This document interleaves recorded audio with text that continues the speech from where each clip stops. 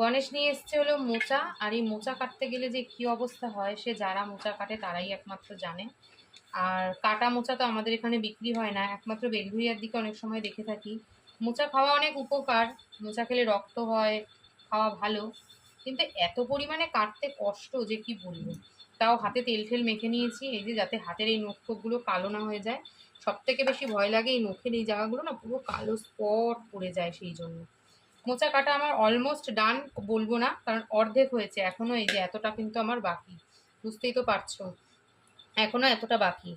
স্নান কমপ্লিট করে দেখো কপালে টিপটাও পর্যন্ত পড়তে ভুলে গেছি আজকে। আর মনা ওই যে পড়াশোনা করছে, এদিকে কিন্তু আমাদের টিভিও চলছে, টিভি দেখতে দেখতে ও পড়াশোনা করছে, আর এদিকে আমি হচ্ছে মোচাটা কাটছি। হট করে একটু বৃষ্টি নেমে গেছিলো, মনা গিয়ে আবার জামা কাপড় কটাকে তুলে নিয়ে আসলো, তুলে ওই গামলার মধ্যে রেখে দিয়েছে। ও তো আর মেলামেলির সিন নেই। এখন আমি মোচা কাটবো, কেটে তারপরে দুপুরের খাওয়া দাওয়া করবো। এখন বাজে প্রায় 1টা।